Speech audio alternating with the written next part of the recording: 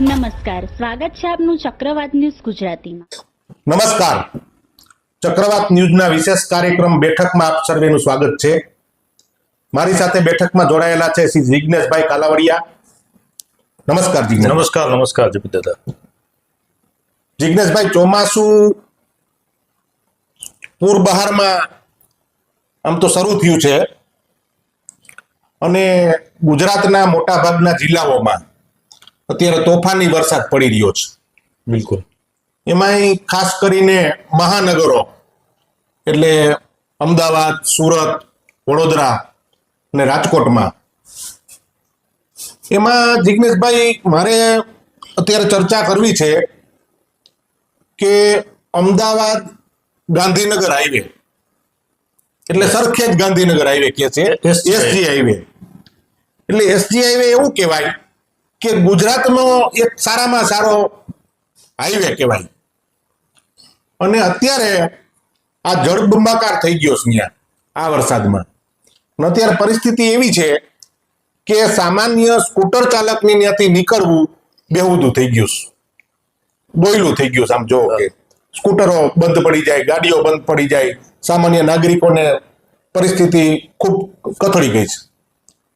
તો મારે જિજ્ઞેશભાઈ પૂછવું છે કે આટલા ટેક્સ લે છે સરકાર અને નગર આયોજન છે નહીં, કાંઈ પાણીના નિકાલની કોઈ વ્યવસ્થા છે નહીં, અને આવી પરિસ્થિતિ થાય તો એના વિશે આપનું શું કહેવું છે? જેપી દાદા, તમે જે વાત કરી એ દર ચોમાસામાં આ વાત મીડિયા દ્વારા વારંવાર દોહરાવવામાં આવે છે. પેલો વરસાદ પડે એટલે મોટા ભાગની ચેનલો અને અખબારોનું હેડિંગ આવું જ હોય કે કોર્પોરેશનના પ્રી મોન્સૂન કામગીરીના ધજાગરા ઉડ્યા. જે મીડિયાની અંદર રિપોર્ટરો જે સ્થળ ઉપર જઈને રિપોર્ટિંગ કરતા હોય એ પણ આ વાત વારંવાર દોહરાવતા હોય છે. પદાધિકારીઓને અધિકારીઓને પૂછવામાં આવે તો એની સફાઈ પણ આપતા હોય છે કે ભાઈ આવા પ્રશ્નો હતા એટલે આમ થયું ને, આમ હતું તો આમ થયું ને, પણ એનું કોઈ નિરાકરણ આવે એ દિશામાં પ્રયત્નો થતા નથી. એટલે કોઈ પરિણામલક્ષી કામગીરી થતી નથી. એટલે દર ચોમાસામાં આ વાતનું પુનરાવર્તન થાય છે. પણ આમાં તકલીફ કોને પડે છે? મોટે ભાગે તમે જેમ કીધું કે એસજી હાઈવે ઉપર પાણી ભરાઈ ગયું, સારો વરસાદ પડ્યો અમદાવાદમાં, તો એમાં ફોર વ્હીલ વાળા તો હજી લોકોને પાણી ઉડાડતા સડસડાટ જતા હતા. બરોબર, બહુ ઓછી ફોર વ્હીલો બંધ પડે છે. પણ જે નાના મધ્યમ વર્ગના લોકો છે, જે ટુ વ્હીલ લઈને એના નોકરીના સ્થળ સુધી એને પહોંચવાનું હોય છે અને ન પહોંચે તો એને તકલીફ પડે એવી સ્થિતિ હોય છે, કારણ કે એના પગાર કપાય ને બીજા પ્રશ્નો આવે ને. આવા લોકોના સ્કૂટર રોડ વચ્ચે બંધ થઈ જાય અને એ જે આગમારી બેઠે એમાં નાની દીકરીઓ પણ હોય, નાના બાળકો પણ હોય, સ્કૂલે જતા હોય વિદ્યાર્થીઓ કે કોલેજમાં જતા વિદ્યાર્થીઓ હોય અને મધ્યમ વર્ગના લોકો હોય, એને આની અંદર બહુ તકલીફ પડે છે. આ માત્ર અમદાવાદની જ વાત નથી. એસજી હાઈવે ઉપર તો ગઈકાલના વરસાદને કારણે આ પરિસ્થિતિ નિર્માણ થયું છે. હમણાં થોડાક 4-5 દિવસ પહેલા રાજકોટમાં વરસાદ હતો, રાજકોટની સેમ પરિસ્થિતિ હતી. વડોદરામાં દર વર્ષે પાણી વડોદરામાં આ જ પરિસ્થિતિ આપણે વારંવાર સાંભળીએ છીએ. તો મુખ્ય આની પાછળનું કારણ છે સરકાર અને તંત્રની નિષ્ફળતા, અને કહી શકાય કે એના જે કરદાતાઓ છે અથવા તો એના નાગરિકો છે એની કેર લેવામાં, એની જાળવણી કરવામાં સરકાર ક્યાંક ને ક્યાંક નિષ્ફળ જઈ રહી છે. અને સરકાર એટલે તંત્ર, સરકારનું તંત્ર, સરકારી તંત્ર, મુખ્યત્વે અધિકારીઓ જે જાડી ચામડીના થઈ ગયા છે અને હવે ટેવાઈ ગયા છે. પેલા મીડિયાની અંદર જેપી દાદા કોઈ વાત આવતી, કોઈ વિષય આવતો, અમે પ્રિન્ટ મીડિયાની અંદર લાંબા અરસા સુધી કામ કર્યું છે, એટલે એવું કહેવામાં આવતું કે એના કટિંગ છે લોકો સુધી, અધિકારીઓ સુધી પહોંચતા, તો એના ઉપર કામ કરવામાં આવતું 100%. એ જે કઈ મીડિયા દ્વારા પ્રશ્ન ઉઠાવવામાં આવ્યો એક્શન મોડમાં તંત્ર આવી જતું. હવે એવું કઈ થયું નથી. તંત્ર જ સંપૂર્ણપણે જાડી ચામડીનું થઈ ગયું છે, જેને કઈ નિંભર તંત્ર થઈ ગયું છે. મીડિયામાં વારંવાર જે વાતો દોહરાવવામાં આવે છે એના ઉપર પણ કોઈ લક્ષ્ય આપવામાં આવતું નથી. ઉલટું મીડિયાને દોષિત ઠરવામાં આવે છે. એવું મીડિયાને મેનેજ કરવાના પ્રયત્નો કરવામાં આવે છે કે તમે આ વાતને તમે ઉજાગર ન કરો. એવી આડકતરી રીતે અલગ અલગ જગ્યાએ થઈને મીડિયા સુધી વાતો પહોંચાડવામાં આવે છે, ફોન કોલ્સ કરવામાં આવે છે. મોરબીની અંદર આપણા ચક્રવાત ન્યૂઝના આપણા ત્યાંના બ્યુરો ચીફ દ્વારા લાઈવ દ્વારા લોકોની જે આ પ્રકારની તકલીફો છે એની સમસ્યા માટે અવાજ ઉઠાવવામાં આવ્યો, એ બતાવવામાં આવી, તો ભલામણના દોર શરૂ થઈ ગયા કે અહીંયા નહીં, તમે બીજે લાઈવ કરો. બોલો લ્યો. બરાબર છે, એવી વાત મારા સુધી આવી.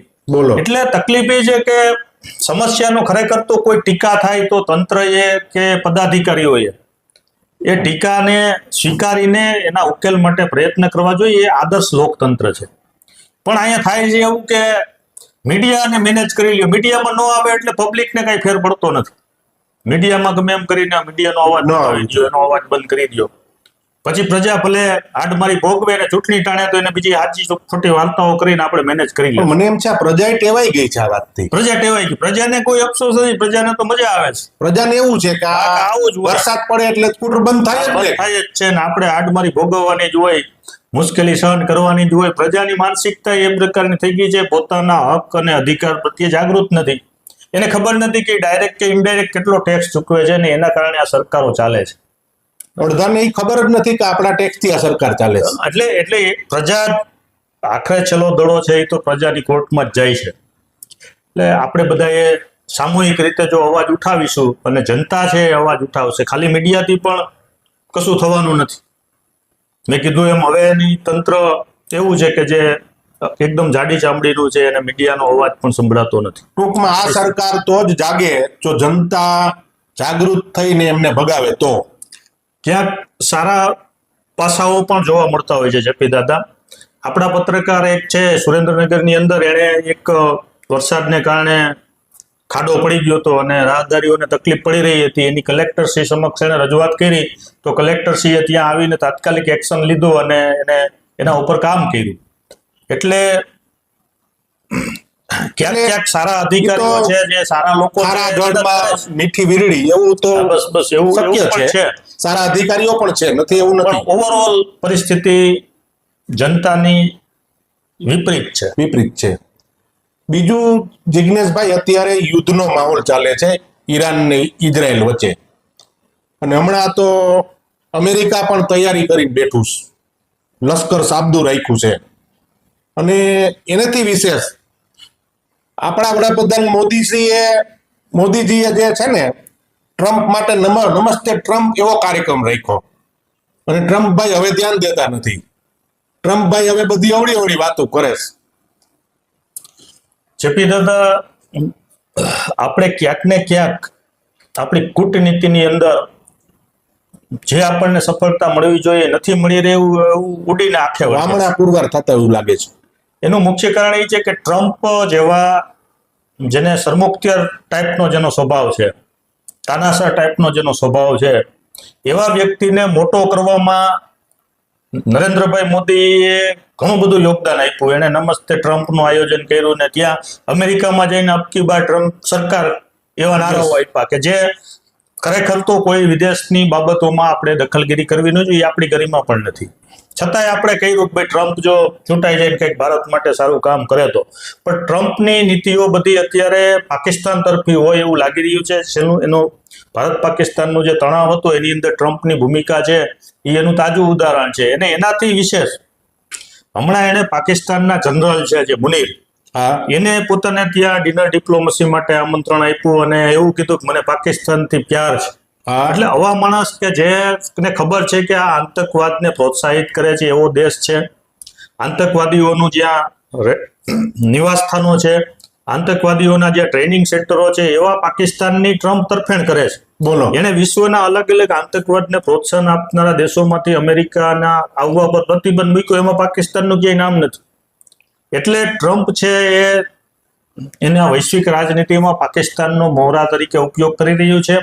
આ બાબતથી આપણે પણ હવે સચેત થવાની જરૂર છે અને આપણે એક ધારા અમેરિકા તરફી જે ઝુકાવ આપણો રહ્યો છે એમાં આપણે ફરીથી વિચારવાનો આ સમય છે. તો એવું કહેવાય કે વગર લાયકાત વગરનો વ્યક્તિ હોય એને મોટો કરો તો શું પરિણામ આવે? લાયકાતની વાત નથી જપી દાદા. આ એના અમેરિકા છે કે ટ્રમ્પ છે એની જગ્યાએ કદાચ બરાબર પણ હોય એની નીતિમાં, કારણ કે એ આખા વૈશ્વિક રાજનીતિની અંદર કોનો ક્યાં ઉપયોગ કરવો એ બાબતના આઠમ ખેલાડીઓ છે, જાણે છે. પણ આપણે આપણો લાભ કે ગેરલાભ કેમાં છે એ સમજતા શીખવાની જરૂર છે.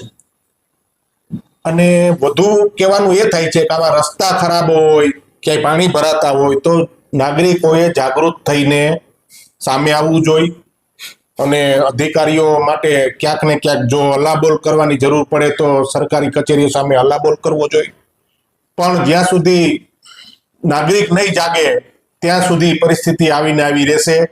આજના બેઠકના કાર્યક્રમમાં બસ આટલું જ. ફરી મળીશું આવતીકાલે નવા વિષય સાથે. નમસ્કાર. નમસ્કાર.